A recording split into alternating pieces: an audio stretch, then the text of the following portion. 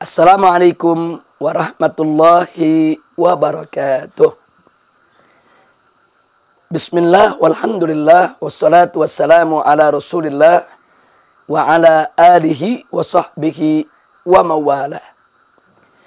Ahiba'il kiram, para pemirsa Rasil dimanapun anda berada, alhamdulillah dengan izin Allah subhanahu wa ta'ala pada kesempatan hari ini kita berjumpa kembali dan semoga kita semua senantiasa selalu dalam limpahan rahmat dan barakah dari Allah subhanahu wa ta'ala. Ahiba'il kiram, kita masih berada dalam perbincangan yaitu menyangkut kepemimpinan Islam. Nah, kali ini kita ingin menyoroti tentang adanya upaya-upaya propaganda yang memutarbalikan ayat dan hadis. Nah, ini perilaku memutarbalikan ayat dan hadis, menghalalkan yang haram, mengharamkan yang halal. Ini biasa dilakukan oleh kaum zindik. Siapa itu kaum zindik? Kaum zindik adalah kelompok yang mengaku sebagai Islam, yang pura-pura menunjukkan keislamannya, akan tetapi di dalam fakta kenyataan hidupnya dia suka dan sering memutarbalikan hukum, memutarbalikan fakta, memutarbalikan ayat dan hadis, menghalalkan yang haram, mengharamkan yang halal, sehingga akhirnya dia melakukan perbuatan yang bisa menyesatkan orang lain yang ada di sekitarnya. Nah, sebagai contoh, manakala para ulama, para dai, yaitu bercerita tentang kewajiban kepemimpinan Islam di tengah umat Islam, kemudian memaparkan ayat-ayat suci Al-Quran dan hadis Nabi, umpamanya seperti firman Allah dalam surat An-Nisa ayat 144, atau seperti firman Allah dalam surat Al-Ma'idah ayat 51, atau juga firman Allah dalam surat At-Taubah ayat 23, di mana di sana Allah melarang umat Islam mengangkat orang kafir sebagai pemimpin. Nah, tiba-tiba ada kelompok yang mengatakan begini. Ayat-ayat itu memang itu larangan orang Islam untuk mengangkat orang kafir sebagai pemimpin. Akan tetapi ayat itu berlaku pada sistem masyarakat tatkala Al-Quran itu diturunkan. Sedangkan sekarang sistem masyarakatnya sudah berbeda. Sekarang ada pemilihan langsung, sekarang ada sistem demokrasi, sekarang ada sistem polling, jajak pendapat. Nah, jadi kata mereka, ayat-ayat tadi karena diturunkan sebelum ada sistem modern, maka tidak boleh digunakan dalam sistem modern. Jadi ada yang mengatakan itu kan surat Al-Ma'idah ayat 51 diturunkan sebelum ada pemilihan langsung, dan seterusnya dan seterusnya. Nah, ungkapan-ungkapan semacam ini merupakan ungkapan yang sangat-sangat berbahaya dan menyesatkan umat. Oleh karenanya umat Islam harus waspada, harus hati-hati. Nah, jangan sembarangan begitu membaca satu pernyataan, ikut-ikutan untuk membenarkan pernyataan tersebut. Nah, mari sekarang kita koreksi. Pola fikir kaum zindik yang mengatakan ayat-ayat Al-Quran yang melarang mengangkat orang kafir sebagai pemimpin bagi umat Islam, itu adalah ayat yang sudah kadaluarsa, ayat yang sudah tidak relevan untuk zaman ini.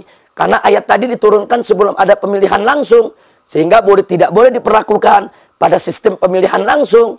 Saudara, pernyataan ini tidak benar.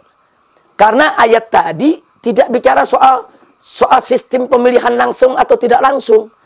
Ayat-ayat tersebut tidak bicara soal polling atau bukan polling. Ayat tersebut bicara kepemimpinan.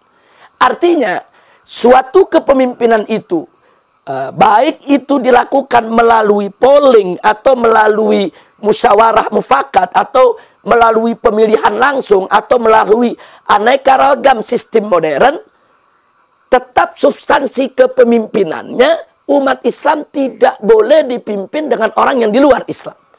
Jadi ayat ini membicarakan soal kepemimpinannya, kepada soal prinsip kepemimpinan itu sendiri, bukan kepada mekanisme tata cara bagaimana kepemimpinan itu terwujud.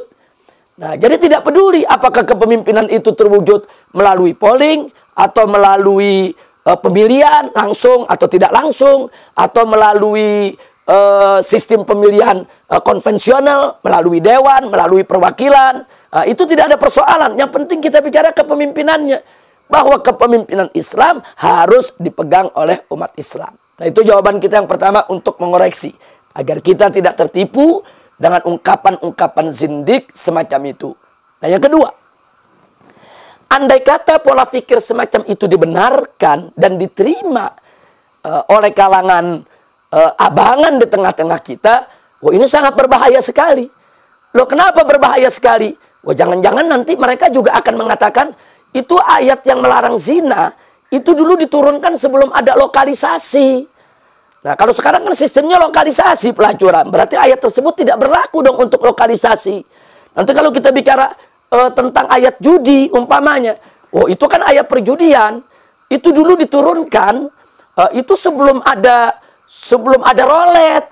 Nah, kalau sekarang kan sistem judinya kan modern, ada judi online, ada judi internet, ada judi sistem rolet, ada kasino. Nah, berarti ayat judi tadi tidak berlaku dong. Karena ini kan perjudian sistem modern. Wah, nanti kalau ada ayat suci Al-Quranul Karim, yaitu yang melarang daripada minuman keras, nanti mereka katakan, itu kan ayat itu turun sebelum ada industri modern minuman keras. Oh, jadi kalau ada industri modern minuman keras sekarang ini, ayat tersebut tidak berlaku lagi. Nastaghfirullahaladzim wa natubu ilaih. Ahibail kiram, tidak peduli sistem pelacurannya, tidak peduli tipe model pelacurannya. Apakah pelacuran itu online, apakah langsung, apakah short time, apakah long time, apakah itu ada booking, yaitu lewat internet, lewat telepon dan lain sebagainya. Itu cuma soal cara. Tapi soal inti perzinahannya ya haram. Karena Allah subhanahu wa ta'ala sudah mengharamkan perbuatan zina tersebut. Begitu juga khamr, saudara. Khamr itu sudah diharamkan oleh Allah subhanahu wa ta'ala. Tidak peduli apakah khamr itu dulu merupakan produksi rumah tangga, sekarang produksi industri modern. Apakah dulu itu dibuatnya dengan cara yang tradisional, sedangkan sekarang dibuatnya dengan cara modern. Tidak peduli dengan cara. Dan tidak peduli juga dengan nama. Pokoknya apapun yang memabukkan, yang menghilangkan akal, yang menghilangkan kesadaran, itu disebut khamr. Nabi mengatakan kullu muskirin khamrun. Dan kalau sudah disebut khamr, kata Nabi, wa kullu khamrin haramun. Dan setiap khamr itu hukumnya adalah haram, apapun namanya dan apapun bentuknya. Apakah khamr yang menghilangkan akal itu bentuknya cair, bentuknya bubuk, bentuknya tablet, atau bentuknya gas, atau bentuknya uap, tidak peduli. Selama dia menghilangkan akal, menghilangkan kesadaran, dia adalah khamr, diharamkan dalam Islam. Dan tidak peduli dengan nama. Apakah namanya bir, apakah namanya vodka, whisky, nah, apakah namanya narkoba, drugs, rohypnol, magadon, apa saja itu dia punya nama. Atau kalau istilah anak-anak muda kita sekarang ada disebut pel BK, pel anjing, dan lain sebagainya. Pokoknya kalau sudah menghilangkan akal, menghilangkan kesadaran, dia khamr. Dan dia diharamkan. Nah, jadi jangan berkilah lah. Ingin menolak ayat-ayat Al-Quran dengan mengatakan, oh ini kan ayat kepemimpinan dulu turunnya sebelum ada sistem pemilihan langsung. Jadi ini sudah tidak relevan. Oh ini ayat minuman keras dulu turunnya sebelum ada industri minuman keras. Jadi sudah tidak relevan. Oh ini ayat judi dulu diturunkan. Itu kan di zaman yang belum ada kasino, belum ada roulette. Jadi sudah tidak relevan. Nah ini pola pikir kaum zindik yang sangat-sangat berbahaya. Nah karena itu kita ingatkan kepada segenap umat Islam. Jangan tertipu dengan pemikiran-pemikiran kaum zindik sedemikian rupa. Karena itu di sini ingin saya memberikan nasihat. Yuk mari. Kalau kita mempelajari tafsir, ambillah tafsir yang mu'tamad, tafsir yang mu'tabar, tafsir yang ditinggalkan oleh para ulama-ulama salaf kita. Atau seperti tafsir yang banyak beredar di masyarakat, tafsir Jalalain umpamanya. Itu kan tafsir yang muktabar, diakui oleh para ulama. Pelajari. Nah, jangan anak-anak muda kita memakai tafsir jalan lain. Nah, ini yang akhirnya pemikirannya menjadi semerawut. Dan kalau ingin belajar, cari guru yang jelas ilmunya, jelas akhlaknya. Belajar kepada syekh, belajar kepada mursyid, belajar kepada muallim, belajar kepada ustadz yang ilmunya jelas, akhlaknya jelas. Jangan belajarnya kepada syekh Google atau belajarnya kepada syekh YouTube. Ini kalau belajarnya kepada syekh Google, akhirnya ngawur pemahamannya kepada persoalan Islam. Saya tidak mengharamkan kita untuk membuka Google atau untuk menggunakan Google. Jadikan Google itu hanya sebagai alat bantu untuk mengumpulkan informasi.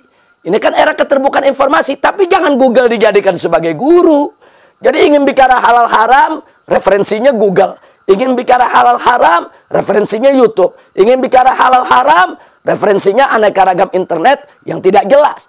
Jadi kalau ingin bicara halal haram, referensinya mesti jelas. Al-Quran dan As-Sunnah yang disampaikan oleh para guru-guru kita yang ikhlas dan istiqamah.